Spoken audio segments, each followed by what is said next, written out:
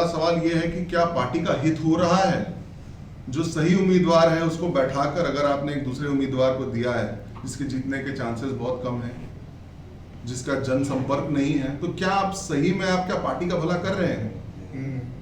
तो सबसे पहला तो सवाल यही है कि कहीं ना कहीं आला कमान को गलत। नमस्कार, मेरा नाम है निखिल। आप देख रहे हैं न्यूज़ फॉर नेशन। बिहार में 24 सीटों पर विधान परिषद के चुनाव होने हैं। कल बीजेपी ने उम्मीदवारों की घोषणा कर दी है, जिसमें सारण जिले से सच्चिदानंद राय का टिकट काट दिया गया है। कहीं ना कहीं एक मजबूत दावेदार माने जा रहे थे सच्चिदानंद राय। अब इसके बाद उनके पुत्र ने प्रेस कॉन्फ्रेंस करके यह जानकारी दी है कि अब वह लोग निर्दलीय चुनाव लड़ने वाले हैं। जनता का आशीर्वाद उनके साथ है। उन्होंने कहा कि बीजेपी में कुछ चंद नेतागण हैं जो षड्यंत्रों के तहत पिताजी के साथ यह रचना रच रहे हैं, लेकिन अब हम लोग निर्दलीय जाएंगे और जनता के बीच जाएंगे और कहीं ना कहीं 7 तारीख को विजय भी प्राप्त करने वाले। क्या कुछ कह रहे हैं, सुनवाते हैं आपको।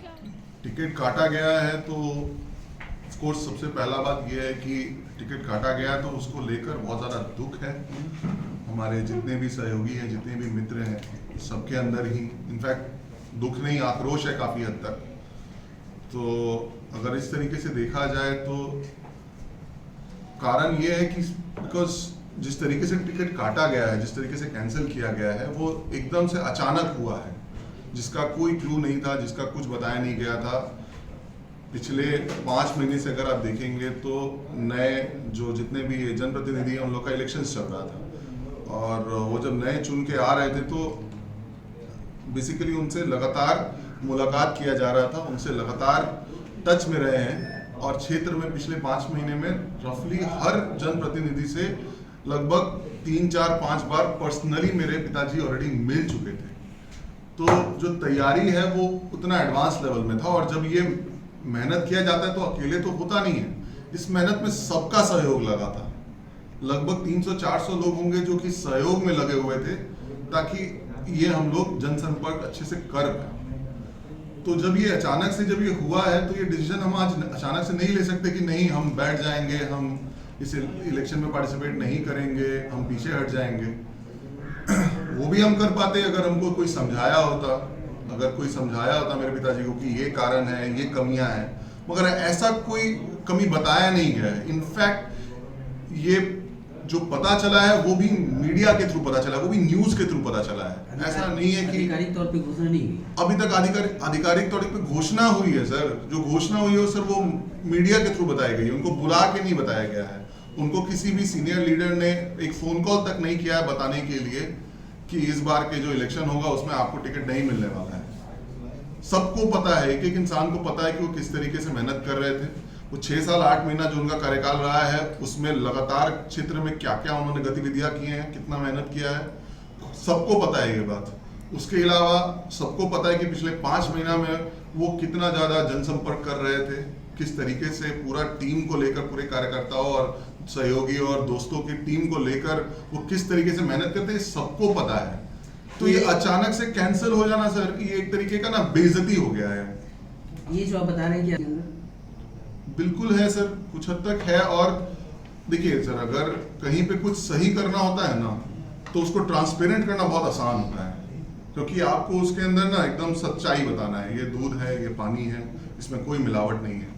मगर जहाँ पे आप मिलावट करते हैं वहां पे आप शायद हिचकिचा जाते हो।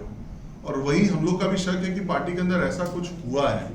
बेसिकली ये जो भी षड्यंत्र रचा गया है ये 3, 4, 5 लोगों का मिलकर हुआ है और एक तरीके का हम बोलेंगे कि ये नेतृत्व का एक तरीके का फेलियर रहा है कि उन्होंने टिकट बंटवारे में असली जो असलियत है वो अपना खुद का कान और अपना खुद का आंख से नहीं देखकर उन्होंने बेसिकली ये जो भी षड्यंत्र है उसके बेसिस पे टिकट बंटवारा कर दिया है।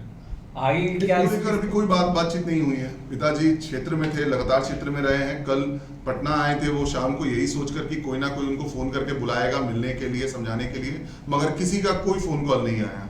कोई अभी तक इनसे कुछ भी कांटेक्ट नहीं किया। तो फाइनली आज वापस 12 बजे उन्होंने निकल गए। आप लोगों ने मिलने की कोशिश की, बातचीत करने की? कोई बातचीत करने की किस तरीके से कोशिश की जाती है सर? इसके अंदर तो सर सीनियर लीडरशिप से कम्युनिकेशन आना होगा, सीनियर लीडरशिप से बताया जाएगा ना कि ये करना है। यहाँ से तो ऑलरेडी सारा कम्युनिकेशन दिया ही जा रहा था कि हम क्षेत्र में किस तरीके से मेहनत कर रहे थे।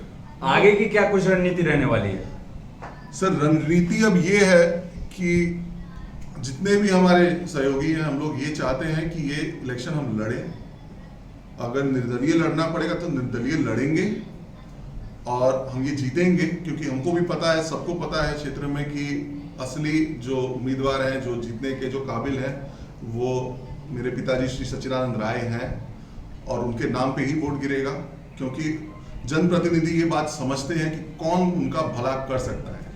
ऑलरेडी पिछले 6 साल से वो क्या क्या किए हैं वो सबको पता है, उसका इंफॉर्मेशन सबके पास है और आगे भी कौन उनका भला कर सकता है ये उनको पता है। तो इसीलिए हम जानते हैं कि जीतेंगे मेरे पिताजी ही और उसके लिए हम लड़ेंगे। अभी एक दिक्कत यहाँ पे यही आ गई है कि बिकॉज पिताजी मोदी जी से काफ़ी ज़्यादा इंस्पायर्ड है, तो उनको पर्सनल लेवल पे थोड़ा दिक्कत आ रहा है कि किस तरीके से अचानक से वो मोदी जी के खिलाफ लड़े या मोदी जी के पार्टी से हट के लड़े, उसको लेकर उनको अंदर से काफ़ी दिक्कत आ रही है। और इसीलिए मैं भी आया हूँ, मैं भी पर्सनली कलकत्ता से आज सुबह का फर्स्ट फ्लाइट लेकर आया हूँ उनको समझाने के लिए। मैंने भी उनको समझाया है, वो भी क्षेत्र भी गए हैं, क्योंकि क्षेत्र में भी जितने हमारे सहयोगी हैं, दोस्त हैं, वो सब उनसे लगातार कांटेक्ट बनाने की कोशिश कर रहे हैं, उनको अपना सपोर्ट देने की कोशिश कर रहे हैं कि आप लड़िए, हम आपके साथ हैं। तो हम कोशिश करेंगे कि वो लड़े निर्दलीय, और अगर किसी कारण से अगर वो खुद को कन्विंस नहीं कर पा रहे हैं तो मैं लड़ूंगा। और बात वही है सर, क्या करेंगे, प्रूफ तो करना पड़ेगा कि एक IITian को जो फाइनली पॉलिटिक्स में उतरा है उसको इस तरीके से साइड नहीं किया जा सकता। इंटरनल पॉलिटिक्स, पार्टी पॉलिटिक्स के चक्कर में किसी एक काबिल इंसान को इस तरीके से साइडलाइन नहीं किया जा सकता है। तो उसके लिए सर हमको लड़ना है, हमको जीतना है, हमको प्रूफ करना है कि हम सही हैं।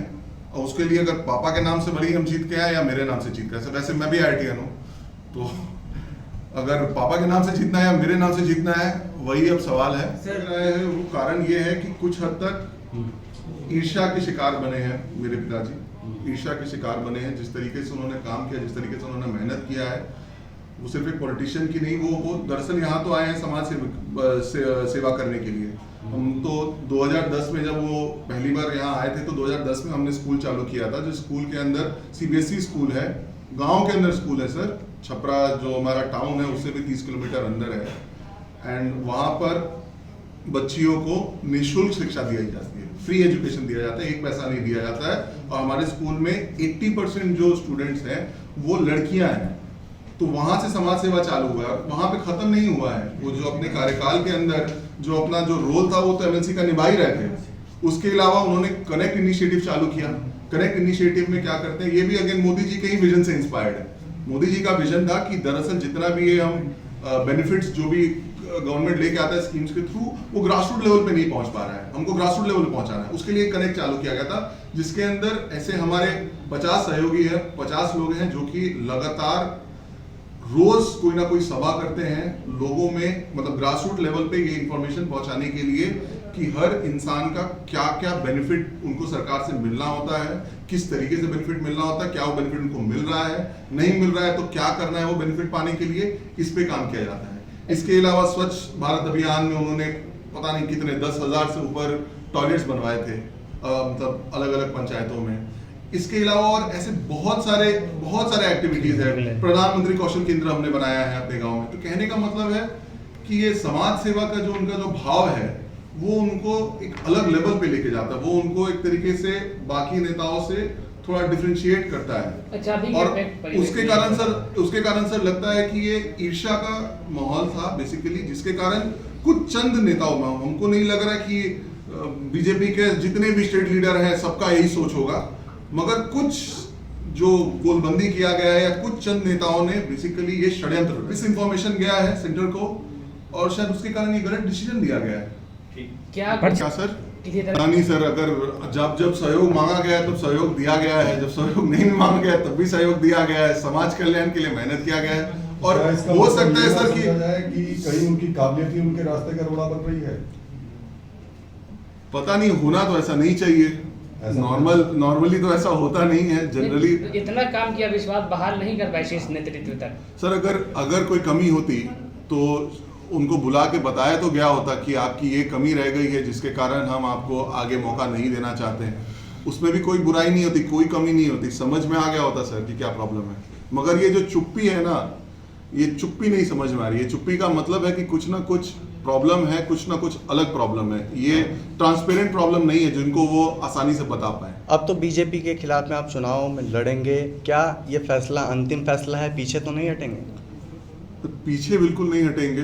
कारण बहुत ही सिंपल है कि हमको ये जरूर प्रूव करना है कि छपरा एमएलसी इलेक्शन में सच्चिदानंद राय मेरे पिताजी ही सही कैंडिडेट थे और जनप्रतिनिधि भी ये बात जानते हैं, जो हमारे वोट करने वाले हैं वही ये बात सबसे पहले जानते हैं। तो हमको ये प्रूव करना है, जिसको भी प्रूव करना पड़े, हमको ये प्रूव करना है कि ये डिसीजन, उन्होंने जो टिकट कैंसिल किया वो गलत डिसीजन था और उसके लिए हम जरूर लड़ेंगे और हम जरूर जीतेंगे। 7 अप्रैल को सर्टिफिकेट मिलने वाला है सर, हम सर्टिफिकेट लेकर आए। सर पर्चे